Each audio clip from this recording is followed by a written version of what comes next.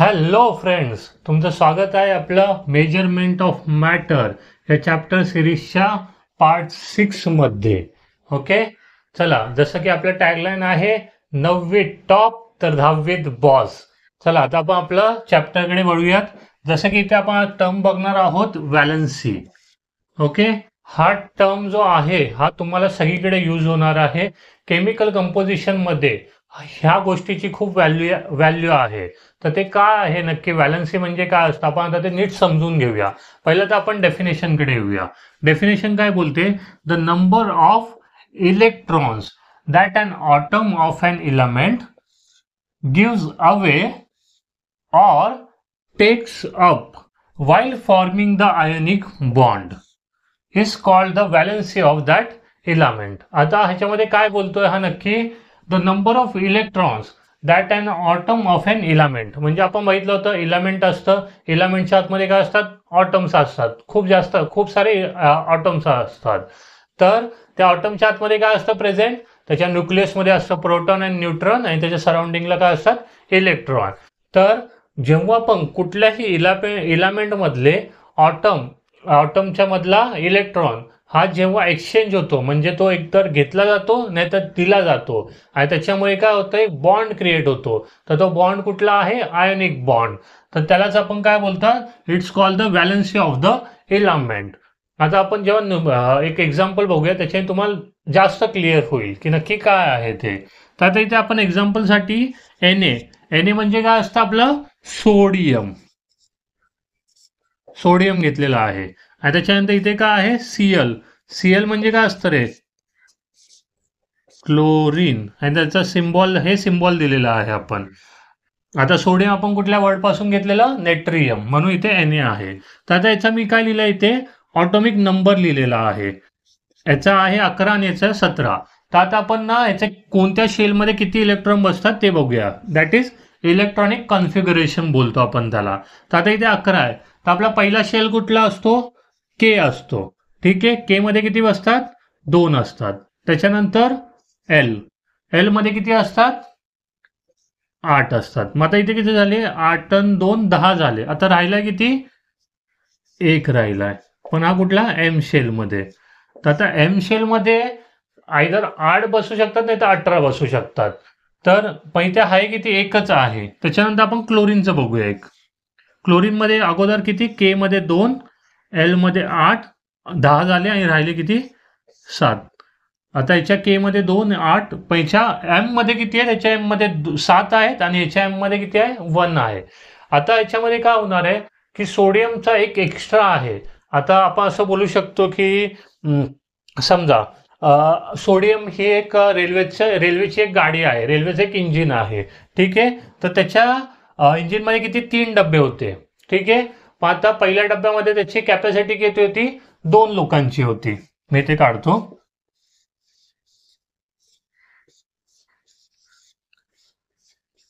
ठीक आहे, हा सोडियमची ट्रेन होती. सोडियमच्या ट्रेनची पहिल्या डब्याची कॅपॅसिटी होती ते 2 होती. त्याच्यानंतर दुसऱ्या डब्याची 8 होती. तिसऱ्यामध्ये आयदर 8 बसू शकतात नाही तर 18 बसू शकतात, असं आपण पकडूया. कारण त्याच्यामध्ये सबशेल पण असतात त्यांचे. जसा हा शेल आहे त्याचा सबशेल पण असतो. तर सबशेलमध्ये ती व्हॅल्यू चेंज होत जाते. आणि आता आपण हा घेऊया, कुठला? सोडियम. याच्यामध्ये पण किती? 2 8, इथे 8 आणि 18 अशी या दोघांची कॅपॅसिटी आहे. आता काय झालं? सोडियमला जायचं होतं, गिराईक घेतले त्यांनी आणि त्याला आता जायचं होतं, जर्नी स्टार्ट करायची होती. पण त्याच्याकडे किती जण आले? अगोदर 2 जण आले. त्याचा पहिला डबा भरला कारण की त्याची कॅपॅसिटी तेवढीच होती. दुसऱ्या डब्याची कॅपॅसिटी होती सोडियमची 8 लोकांची. 8 जण पण भरले. पण त्याकडे काय झालं? अजून एक जण एक्स्ट्रा आला. आता इथे कॅपॅसिटी 8 जणांची, पण त्याच्याकडे आहे किती जण?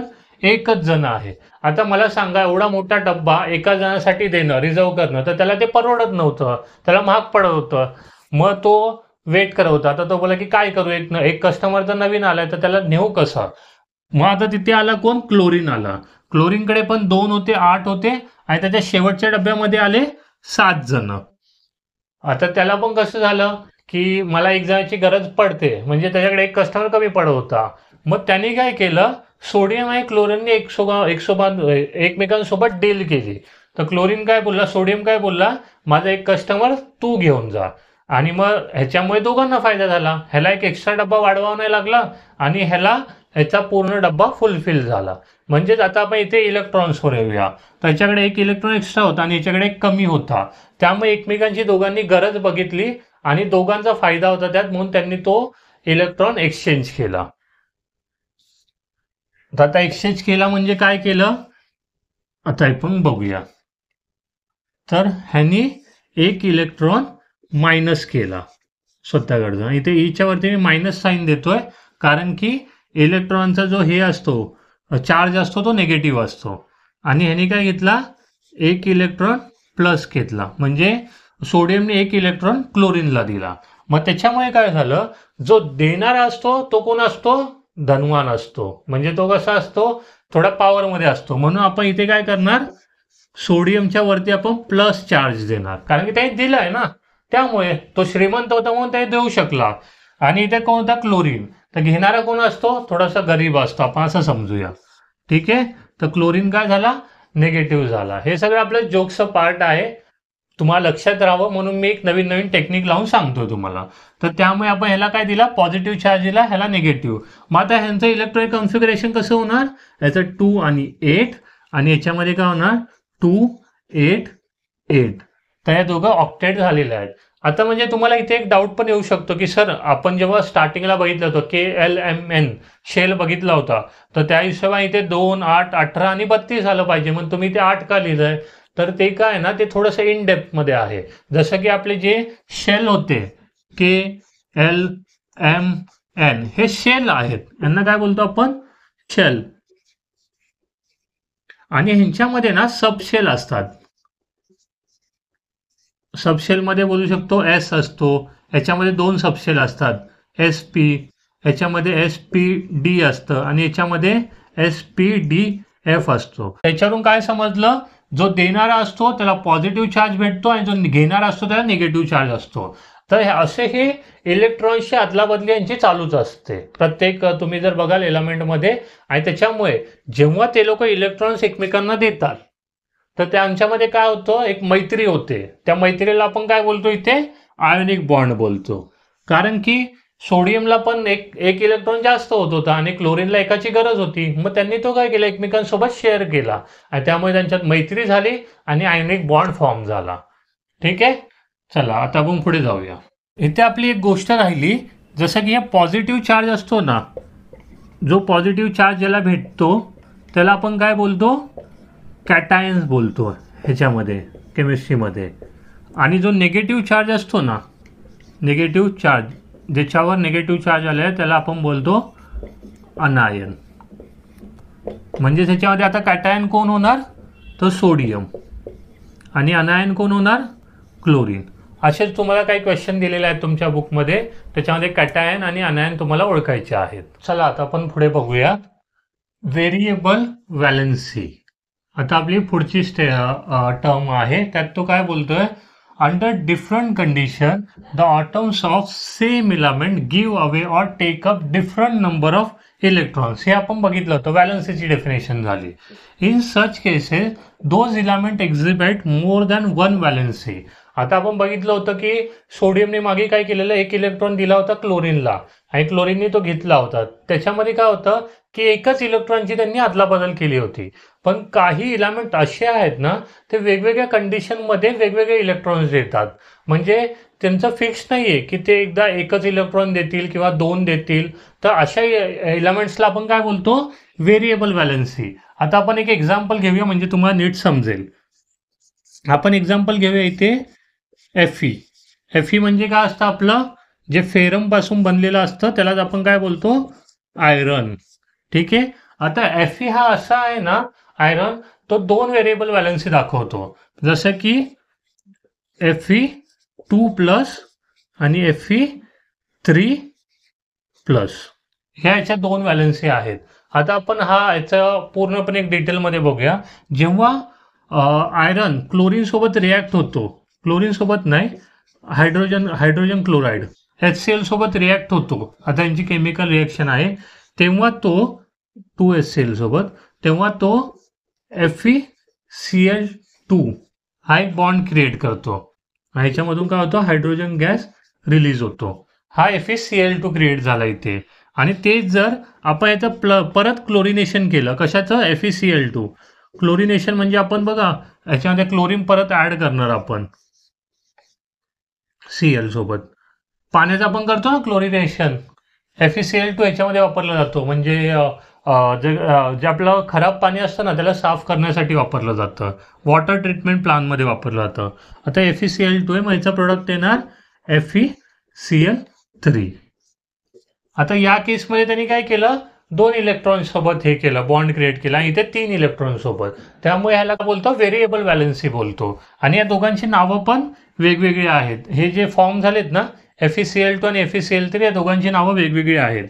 जसं की FeCl2 ह्याला आपण बोलतो फेरस क्लोराईड. फेरस क्लोराईड बोललं जातं ह्याला. आणि FeCl3 ला फेरिक क्लोराईड बोललं जातं. Ferric chloride.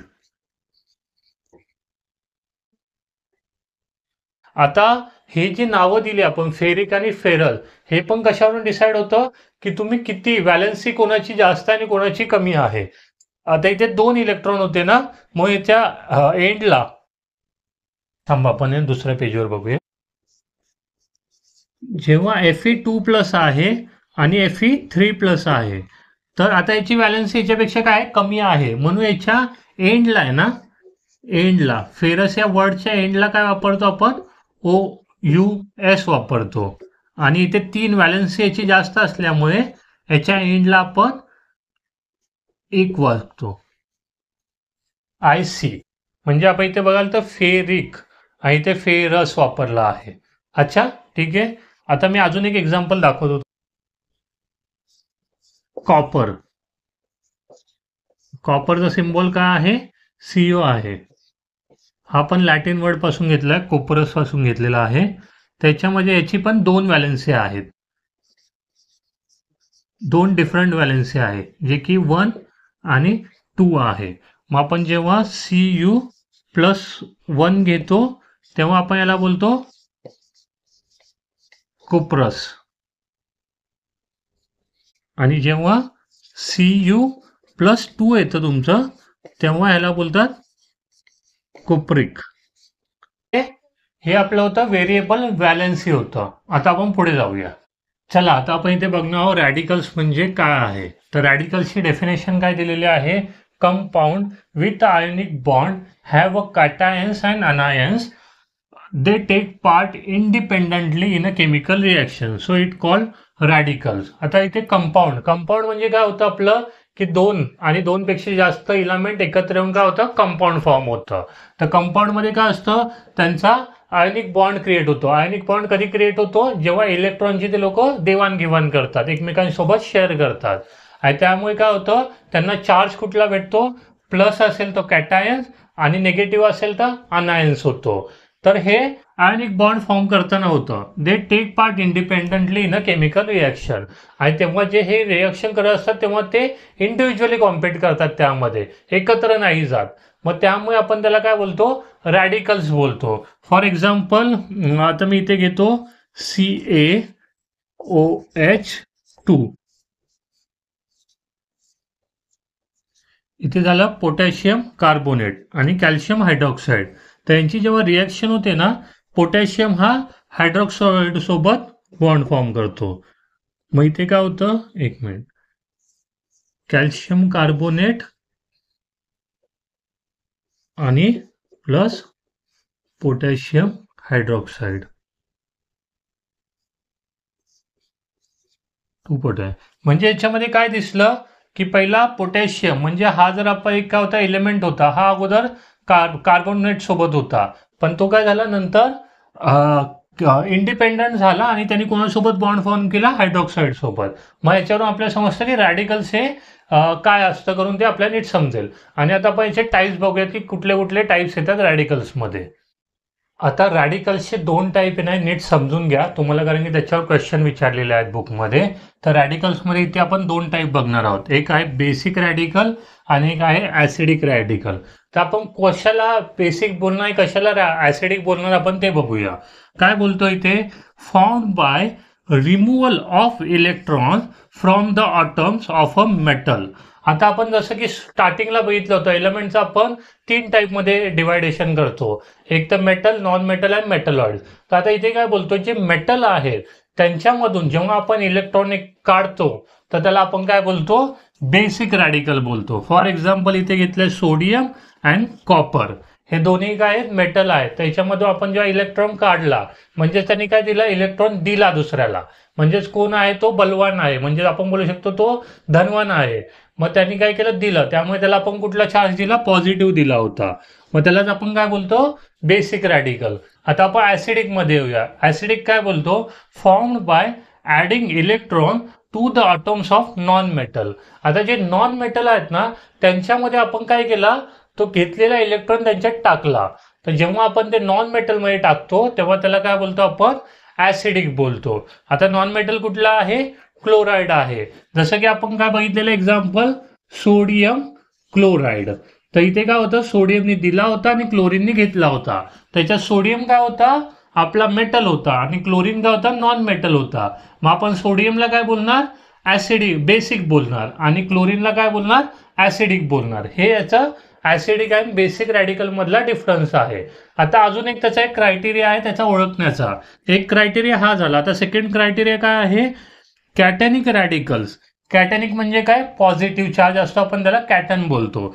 तर कॅटॅनिक रॅडिकल फॉर्म पेअर विथ अनेक रॅडिकल्स. म्हणजे इथे काय होता, कॅटॅनिक रॅडिकल फॉर्म विथ अनेक रॅडिकल. तर आपण कॅटॅनिक रॅडिकलला काय बोलणार, बेसिक रॅडिकल बोलणार. आणि तेच येथे जावे ऍसिडिक मध्ये, तर तो काय बोलतो, अनायक रॅडिकल. अनायक म्हणजे काय आलं, निगेटिव्ह चार्जवाला. Anion radical are paired with the cationic radical, that is H. त्याच्याबरोबर जर कधी कोणी पेअर करत असेल तर आपण त्याला काय बोलणार, ऍसिडिक रॅडिकल. जसं की ते HCl, हायड्रोक्लोरिक ऍसिड. तर इथे काय होतंय, क्लोरीन कोणासोबत फॉर्म करतोय पेअर, हायड्रोजन H+ सोबत. आणि इथे काय, ब्रोमिन कोणासोबत करतोय, तर हायड्रोजन सोबत, हायड्रोजन ब्रोमाइड. तर हे झालं या दोघांचं डिफरन्शिएशन, बेसिक आणि ऍसिडिक. हे मी तुम्हाला खूप सोप्या पद्धतीत सांगितलेलं आहे, माझ्या वेने डिफरन्शिएट करून. तुम्हाला बुकमध्ये पण दिलं आहे, तर तुम्ही ते बघा नीट. आणि याच्यावरून मग तुम्हाला काही क्वेश्चन विचारले आहेत की कुठला ऍसिडिक आहे, कुठला बेसिक आहे, तर ते तुम्ही सॉल्व्ह करण्याचा प्रयत्न करा. चला आता आपण ह्याच्यामध्ये अजून एक टर्म आहे ती बघूया.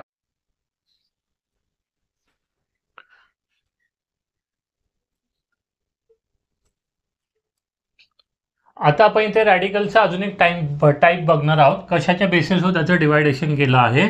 इथे आहे एक सिंपल रॅडिकल्स आणि एक आहे कंपोजिट रॅडिकल. आता सिंपल रॅडिकल्स म्हणजे काय आहे माहितीये का, ज्याच्यामध्ये फक्त मोनो ॲटॉमिक असतो. Mono atomic radicals called a simple radical. म्हणजे आपण बघितलं होतं की एखादा रॅडिकल्स म्हणजे काय होतं, आपलं एक कंपाऊंड फॉर्म होतं. तर कंपाऊंड कशापासून फॉर्म होतं, एलिमेंट्स पासून होतं. पाहता, आणि एलिमेंट मध्ये काय असतात, ऑटम्स असतात. तर जो फक्त एका ऑटम पासून बनलेला असतो ना त्याला बोलतो आपण मोनो ॲटॉमिक. तर for example Na, sodium, copper, chlorine, हे का आहे, मोनो ॲटॉमिक आहेत. म्हणून आपण यांना काय बोलतो, सिंपल. हे दिसायला पण सिंपल आहेत, म्हणजे यांनी असं गिचमिट नाही केले, सिंगल एकटा जातोय, त्यामुळे आपण त्याला बोलतोय मोनो ॲटॉमिक, आणि त्यामुळे ते सिंपल आहे, म्हणून त्याच्यावर आपण सिंपल रॅडिकल बोललो. आता कंपोजिट रॅडिकल. कंपोजिट रॅडिकल काय, it is a group of autumn. Group of मतलब ये झुंड में आ रहा है, झुंड मध्ये येतोय म्हणजे हा काय झाला, group of autumn carrying a charge. ग्रुपमध्ये पण येतोय, त्याच्यावर काहीतरी चार्ज आहे, त्याला आपण काय बोलणार, कंपोजिट रॅडिकल. म्हणजे तो समजण्यासाठी थोडासा डिफिकल्ट आहे. तर इथे SO4 आहे आणि 2- म्हणजे इथे 2 इलेक्ट्रॉन हे झालेत, लूज झालेत, सॉरी गेन केलेत, आणि NH4, ओके, अमोनियम आहे. तर हे असे सिंपल आणि कॉम्प्लेक्स आहे. तुम्हाला बघा याच्यावर क्वेश्चन आहेत, मग ते ट्राय करा सॉल्व्ह होत आहेत का. आता आपला लास्ट पार्ट राहिला आहे ते म्हणजे केमिकल फॉर्म्युला कसा बनवायचा ते आहे. ते आपण आता इथे आपण आपला पार्ट 6 एंड करूया. आणि आपण आता पार्ट 7 मध्ये एक छोटासा टॉपिक आहे, केमिकल फॉर्म्युला कसा फॉर्म करायचा ते आपण बघूया. म्हणजे आपलं पूर्ण लेक्चर सिरीज इथे एंड होईल. चला आता पुढे बघूया पुढच्या लेक्चरमध्ये.